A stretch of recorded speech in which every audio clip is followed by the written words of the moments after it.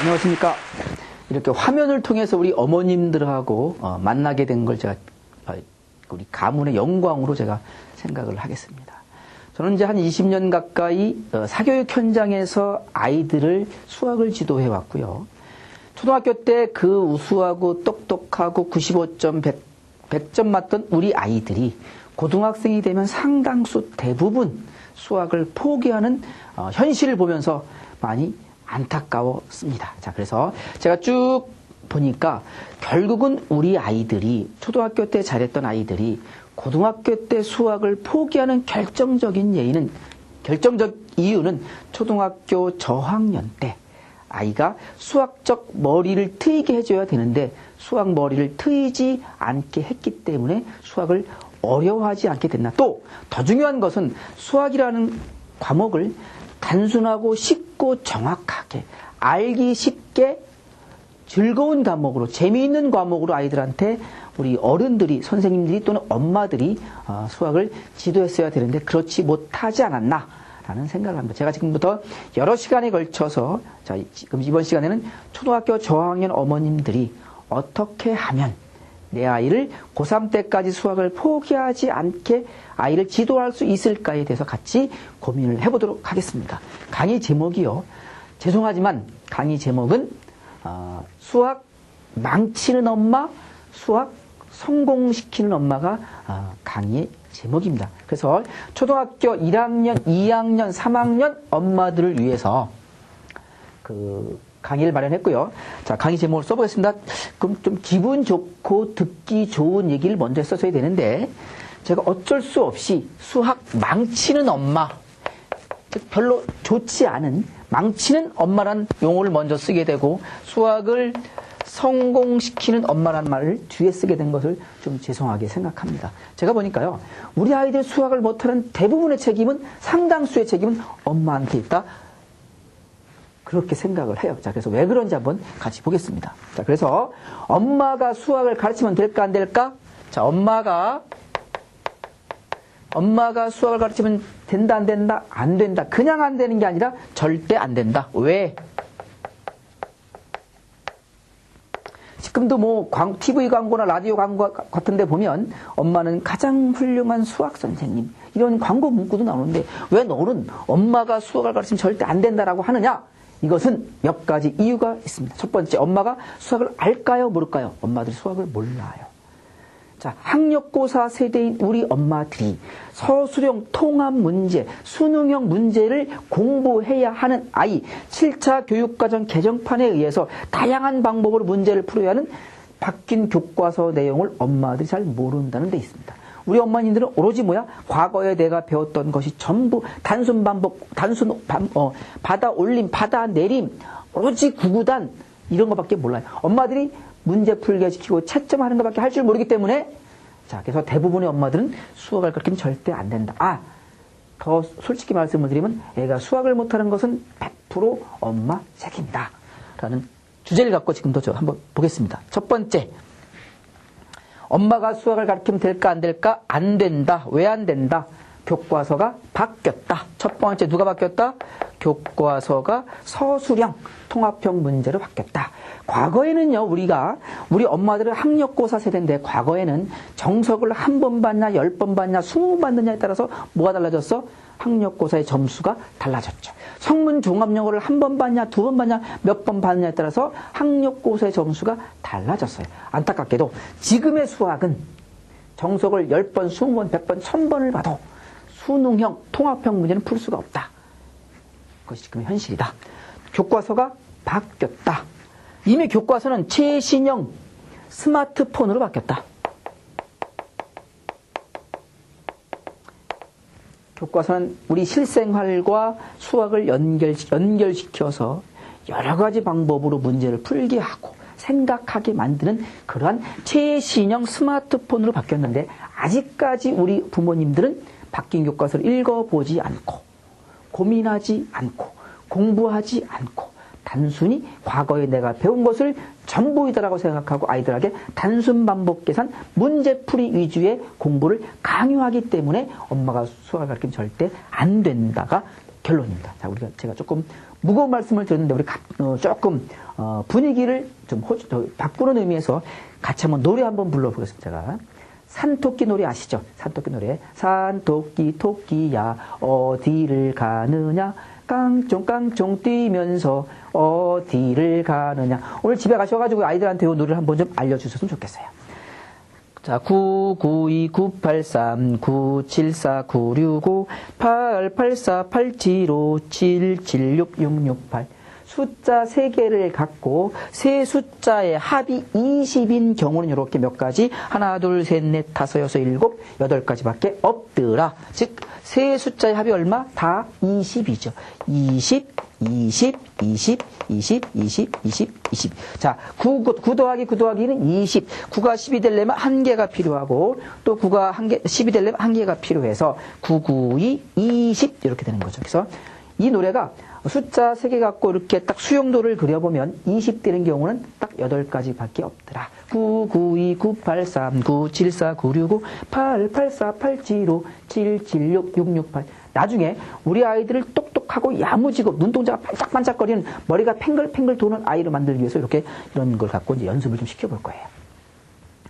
우리가 수학을 먼저, 수학 교육의 목적부터 먼저 간단히 저하고, 살펴보도록 하겠습니다. 첫 번째, 우리나라 교육부가 정한 7차 교육과정 개편, 7차 수정고시, 8차 수학교육의 목적을 보겠습니다. 이거 누가 쓴 목적이라고요?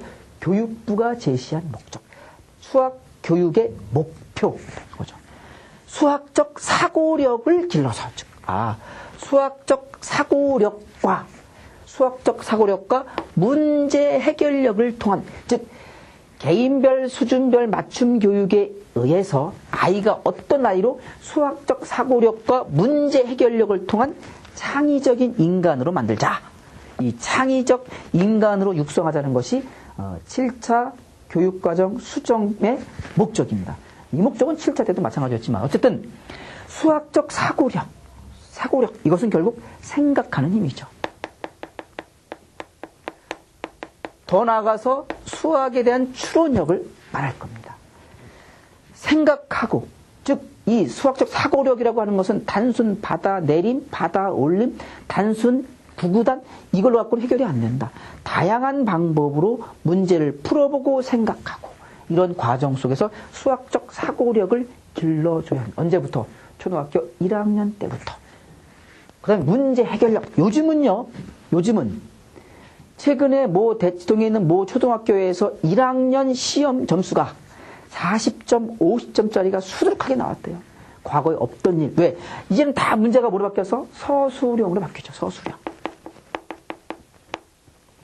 문제 해결력을 기르지 않으면 문제를 읽고 뜻을 파악하고 독해하고 이해하지 못하고 이해한 것을 식으로 바꿔서 그 식을 전개해서 풀 수 없으면, 즉 다양한 경험을 통해서 아이가 수학적 사고력과 문제 해결력을 기르지 못하면 서술형 문제는 풀 수 없다. 초등학교 1학년 시험 점수가 40점, 50점 이런 경우는 거의 없었어요. 최근에 일어나고 있는 일, 서술형. 세계에서 아직도 우리나라가 서술형 문제가 50%밖에 안 나오지만 세계에서 서술형 문제, 사지선다형, 오지선다 이런 객관식 문제를 시험 보는 나라가 아마 몇 개 나라가 안 돼요. 앞으로 아마 우리나라도 이 서술형이 이제는 100%까지 가는 나라가 되지 않겠나. 서술형 문제 언제부터 준비해야 된다? 초등학교 1학년 때부터. 그러려면 수학적 사고력을 길러야 된다. 그 수학적 사고력을 통해서 문제 해결력을 길러야 된다. 근데 우리 어머님들은 오로지 단순 반복 계산을 아이들한테 어릴 때부터 강요합니다. 단순 반복 계산, 아이의 수학적 사고력을 망가뜨리게 됩니다. 우리가 보통 그런 얘기들 많이 해요. 3살 때 아이의 인성이 결정된다.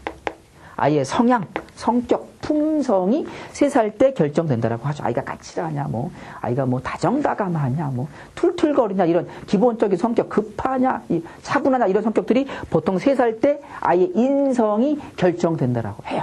그 다음에 10살, 우리나라 나이로 3학년 때, 10살 때 아이의 수학적 머리, 지능, 즉 지능이라고 하는 부분이 이때 대충 거의 대부분 결정된다라고 합니다. 근데 결정적으로 아이의 수학적 머리, 아이의 지능이 결정되는 이 시기에 아이로 하여금 다양한 경험과 생각할 수 있는 기회를 만들어줘야 되는데 과거의 학력고사 세대인 우리 엄마들이 이때 아이의 수학적 머리를 쓰게 한다. 머리를 쓰지 않는 교육에 아이의 중요한 시기를 엄마가 강요하고 있다는 얘기죠. 자, 실제 그런지 아닌지 하나씩 볼 겁니다. 자, 두 번째, 이번에는 뭐냐면은요, 엄마가 수학을 그러면 아느냐, 모르느냐. 만약에. 우리가 영어를 놓고 볼게요, 영어를 놓고. 미국에 있는 초등학교도 나오지 못한 전혀 교육이라는 것에 대해서 알지도 못하고 일자무식인 미국 노숙자가 한국에 와서 우리 아이들한테 영어를 가르친다면 엄마들이 좋아할까요? 싫어할까요? 싫어하겠죠. 근데 그 사람은 영어 잘하는데? 근데 엄마들이 왜 싫어할까? 그 사람은 가르칠 준비가 되어져 있지 않죠. 뭐만 할 줄 알아? 말만 할 줄 알아. 자, 우리 엄마가 수학을 알까요? 모를까요? 대부분의 엄마들은 수학을 잘 모릅니다. 엄마가 수학을 아는 건 뭐밖에 없다? 채점. 답안지 보고 채점.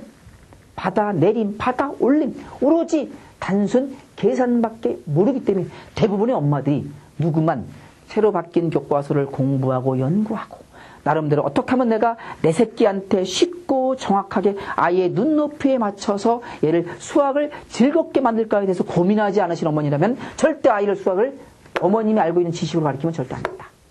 엄마는 수학을 안다 모른다? 모른다. 문제 1번 보겠습니다. 자, 간단한 문제 0. 우리가 흔히 아는 0. 누구나 알고 있는 0. 아무도 없음을 표시하는 0은 얘는 0은 자연수일까요? 아닐까요? 자, 0이 자연수일까 아닐까? 아이들한테 물어보면요. 0 자연수냐? 자연수 아닌데요? 너 진짜 0이 자연수 아니야? 그러면 자연수 맞나? 맞나? 자, 우리 어머니도 한번 대답해 보세요. 0이 자연수일까요? 아닐까요? 대부분의 어머니들 0은 자연수가 아니다라고 대답을 하십니다. 자, 그러면 0이 자연수는 아니야. 그럼 0이 자연수가 아닌 이유가 뭘까? 자, 0이 왜 자연수가 아니야? 그럼 애들은 뭐라고 그러냐면 그런 거 왜 물어봐요? 문제 주세요, 문제. 자, 어머니 한번 대답해 보세요. 0이 자연수가 아니거든요. 왜 0이 자연수가 아닐까요? 자, 그것은 왜 아니냐? 자연수의 뜻, 자연수의 정의, 자연수의 개념 때문에 그렇습니다. 우리 인간들은 태어나 뭐부터 짓죠? 사람의 이름부터 먼저 짓죠. 제 이름이 저는 이제 한국 두뇌연산연구소의 소장으로 있는 안충호가 제 이름이에요.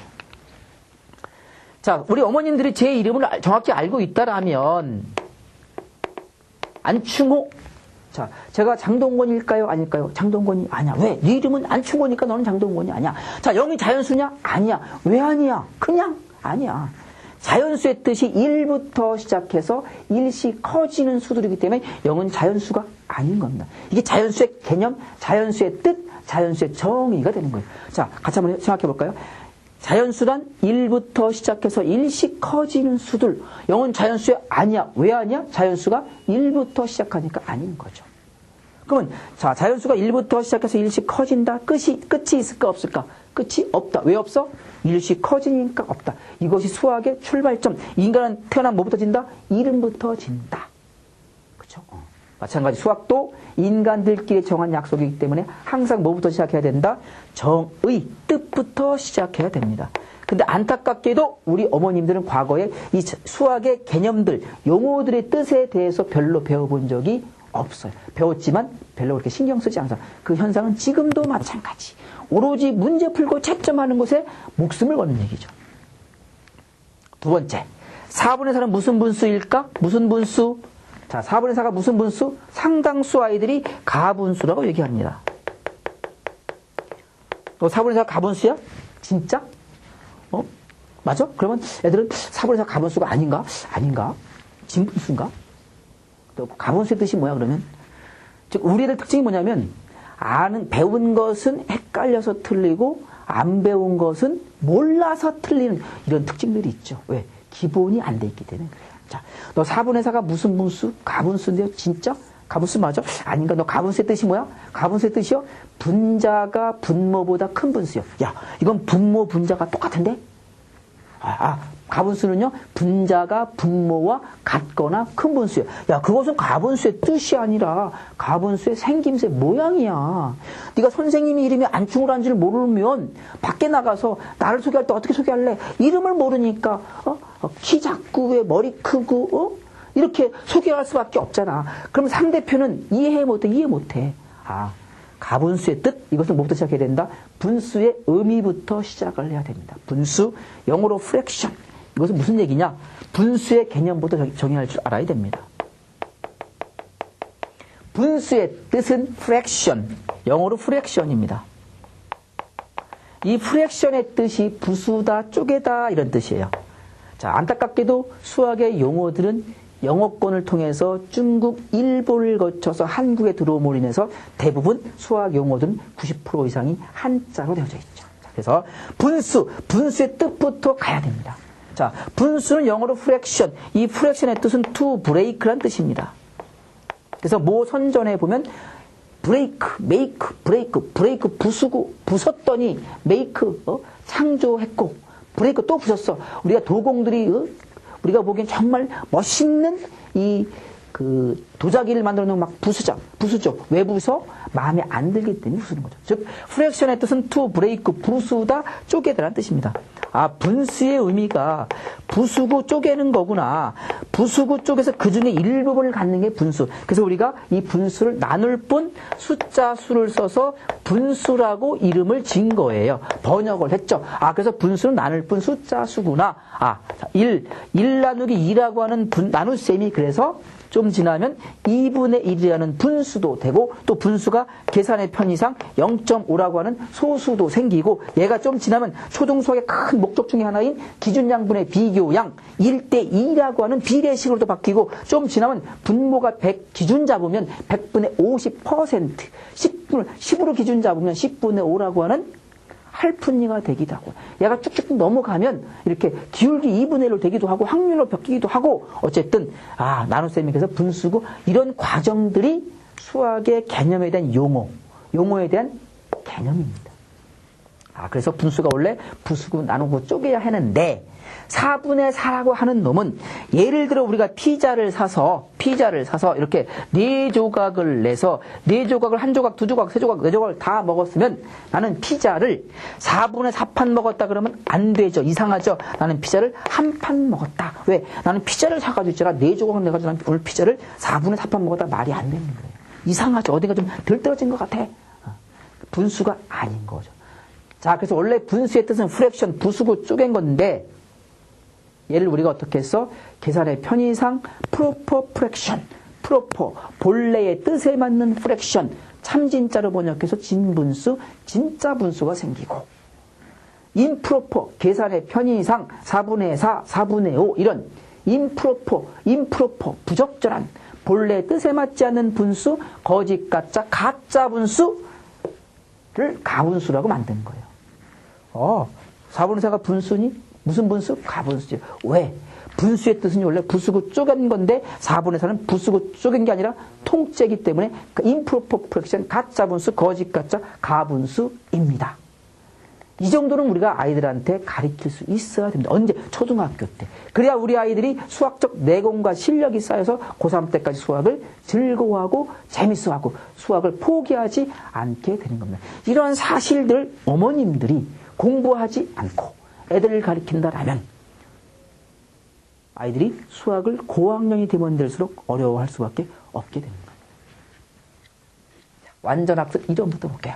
우리가 흔히 말할 때 완전학습, 즉 완전학습이 이루어지면 이건 우리의 모든 어머님들의 희망사항이야. 아이의 결손학습이 없죠. 결손학습이 없다는 얘기는 아이가 과정을 배워가도 과거 것 때문에 어떤 그 수학을 이해하는데 어려움을 겪지 않는 거죠. 다음 진도를 배우는데 아무 문제가 없는 완전학습. 자, 완전학습이 뭐냐? 첫 번째가 이해가 돼야 되고요. 그 다음에 암기가 돼야 되고, 그 다음에 반복이 이루어져야 합니다. 근데 수학은 다른 과목들은 암기와 반복으로 상당 부분 해결되는데 수학은 뭐가 중요해? 이해가 중요해. 특히 이 이해가 어떠냐? 얘는 개념 이해입니다. 개념 이해. 개념을 정확히 이해하고 있어야 그 후에 암기를 하고 그 후에 반복을 해야 아이가 결손학습 없이 다음 찐도로 넘어갈 수 있는 거예요. 자, 여기서 중요한 것, 이해가 도대체 뭐냐? 개념 이해가 도대체 뭐냐? 이 개념 이해는 내가 누군가에게 말로 설명이 가능할 때만이 이것은 이해했다라고 보는 것이 완전학습의 이론입니다. 자, 자연수, 자연수의 뜻 1부터 시작해서 일씩 커지는 수들. 분수, 나눗셈이야. 프랙션, 부수고 쪼갠 것. 기약, 약분, 리덕션 오브 프랙션. 프랙션, 리덕션, 축소, 감소, 오브 프랙션, 분수를 간략하게, 축소, 간략하게 만든 거 약분. 이런 수학의 기본적인 용어들을 정확히 이해하고 그 다음에 유형 문제 풀이를 들어가야 아이가 수학이 재미있고 즐거워지고 수학적 사고력이 늘어나고 내공이 쌓이게 되는 거죠. 우리가 흔히 수학을 공부하는 큰 줄기가 있어요. 그 큰 줄기를 좀 보겠습니다. 수학 공부하는 순서인데 우리가 보통이요 처음에 뭘 배워? 수 개념을 먼저 배웁니다. 수 개념. 이 수 개념이 뭐냐면 어저께 아빠한테 대들다가 얻어맞은 세대와 아까 먹은 사탕 3개와 식당에서 밥 먹으려고 줄 서 있던 3번째가 같다라는 개념은 우리 인간만이 갖고 있는 수 개념이에요. 한계와 하나와 이런 것들. 그래서 수 개념. 이 수 개념을 가르칠 땐 대한민국 부모님이 세계 최고. 우리 각종 창의적인 도구, 교구를 써서 아이들하고 여러 가지 방법으로 아주 창의적으로 아이가 머리를 쓰게 하면서 수 개념을 이해시키는 우리나라 부모님들이 세계 최고. 세계 최고다. 근데 어디로 넘어오면 우리 아이들 수 개념을 배운 다음에 배워야 하는 부분이 뭐냐면 연산이라고 하는 것을 배웁니다. 그 연산. 이 연산은 뭐냐면 이 연산은 우리 아이들이 배우는 연산은 첫 번째 배우는 연산이 자연수의 덧셈, 뺄셈, 곱셈, 나눗셈을 배우게 되는 거예요. 자연수의 덧셈, 뺄셈, 곱셈, 나눗셈. 그 다음 배워야 할 부분이 분수죠, 분수. 분수의 덧셈, 뺄셈, 곱셈, 나눗셈. 즉, 사칙, 연산. 분수의 덧셈, 뺄셈, 곱셈, 나눗셈을 배우기 위해서 약수도 배우고, 약분도 배우고, 최대 공약수도 배우고, 최소 공배수도 배우고, 이런 것들을 배우는 거죠. 또, 분수라고 하는 2분의 3이라고 하는 이런 분수를 이해해야 됩니다. 그래야 우리 아이가 어느 편에서 정수와 유리수를 통해서, 즉 정수와 유리수도 마찬가지, 더하기, 빼기, 곱하기, 나누기, 정수와 유리수의 혼합 계산, 자연수의 혼합 계산, 분수의 혼합 계산, 이 과정을 이해하고 또 마이너스 2분의 3이라고 하는 유리수를 이해해야 정수와 유리수를 이해해서 이런 수학적 지식들을 갖고 우리 아이가 그 다음에 방정식 문제, 즉 2x는 마이너스 3, x가 얼마? 등식의 성질에 의해서 마이너스 2분의 3이라고 하는 분수와 유리수, 이 부분이 돼줘야 우리 아이들이 2x는 마이너스 3이라고 하는 방정식을 풀 수가 있는 겁니다. 이 방정식을 풀 수 있어야 결국 우리 아이들이 어떤 문제, 서술형 문제를 체계적으로 논리적으로 식을 세워서 전개해서 풀 수 있게 되는 겁니다. 또 우리가 이 방정식을 이해해야 이렇게 그래프에서 x 절편, y 절편을 뭘로 구하죠? 방정식으로 구해서 이렇게 이 함수의 그래프를 그릴 수 있고 2차 방정식을 배워서 x 절편 2개, y 절편 2개를 구해서 2차 함수를 이해할 수 있고 이 함수를 이해해서 결국은 함수를 통해서 함수 이해를 기본 지식으로 해서 미분 적분을 배우게 되는 겁니다.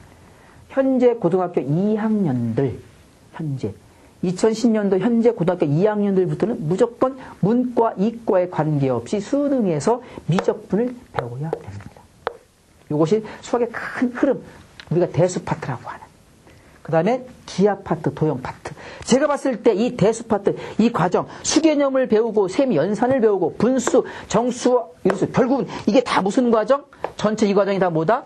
결국은 연산에 해당된다. 큰 범위의 연산, 큰 테두리 연산. 얘는 이 연산이 결국은 뭐가 된다? 얘는 하루 3끼, 우리 인간의 하루 3끼의 밥에 해당되는 거죠. 결국은 우리 아이가 수개념, 연산, 자연수, 분수, 정수와 유리수, 방정식 몇 가지 정확히 이해했느냐, 폭넓게 이해했느냐, 이 과정을 통해서 수학성, 수학적 재능, 수학 머리를 트이게 했느냐, 즉 하루 3끼 밥을 통해서 몸을 튼튼하고 건강하게 만들었느냐가 이 다음에 우리 아이가 고3 때까지 수학을 할 수 있느냐 없느냐를 결정하게 된다라고 보는 겁니다. 하루 3끼 밥을 잘 먹여야지. 밥은 쫄쫄 굶기고 햄버거 먹이고 피자 먹이고 콜라 먹이고 아이스크림 먹여서 애 키우면 애는 등치는 크지만 소화비만 소화당뇨, 결국은 기초체력이 부족한 아이, 턱걸이 3개도 못하고 헉헉대는 아이, 달리기 100m도 못 뛰는 아이로, 그런 아주 나약한 아이로 바뀌게 되는 것이, 그런 것이 결국은 고3 때 수학을 하지 못하게 포기하게 되는 결정적인 이유가 되는 거죠. 그래서 우리가 이것이 크게 수학을 공부하는 순서, 이 과정이 저는 개인적으로 수학의 98%를 결정한다. 이 과정이 되면 이 연산을 통해서 수학적 사고력을 길러주면 단순 반복 계산이 아닌 문제 해결력을 길러주면 다양한 방법으로 경험을 쌓게 해주면 결국 수학적 머리가 트이게 될 것이고, 수학적 머리가 트이게 되면 도형도 크게 어렵지 않게 공부할 수 있다라고 보는 겁니다. 우리 애는 계산은 잘하는데 도형을 잘 못해요. 그 아이는 수학적 머리가 트이지 않았기 때문에 그런 겁니다. 수학적 기본 실력이, 사고력이 약하기 때문에 그런 겁니다. 제가 첫 시간에요, 조금 좀 생소한 얘기들을 갖고 어머님들하고 말씀 나눈 것 같은데, 자, 결국 가장 훌륭한 선생님은 누구? 엄마다. 어떨 때, 어떤 엄마가, 신사임당 같은 엄마가 가장 훌륭한 엄마다. 선생님이다. 즉, 엄마가 훌륭한 선생님이 되려면, 엄마가 내 새끼를, 내 아이를 특히 초등학교 1학년, 2학년, 3학년을 가르치려면, 저도 엄마가 공부하고 연구하셔야 됩니다. 우리 어머님들이요, 어릴 때부터 영어 학원은 보냅니다. 수학 학원은 안 보내. 학원을 안 보는 결정적인 이유가 내가 수학을 다 안다라고 생각하는 겁니다. 자, 수학 학원을 보내라는 얘기가 아니라 엄마가 어렸을 때 같이 데리고 있고, 끼고 있을 때 좀 더 체계적으로 아예 수학성을 키워주는, 수학적 머리를 키워주는 교육을 시켜주면 결국은 우리 아이들이 고3 때까지 수학을 크게 어려워하지 않고 재미있게 즐겁게 공부할 거라고 보는 겁니다. 여러분들 한번 교과서를 펴셔서 처음부터 다시 한번 차근차근 읽어보시고 연구하고 공부하신 후에 우리 아이들을 가르치기 위해서 부탁드리겠습니다. 대한민국 최고의 교재는 교과서입니다. 고맙습니다.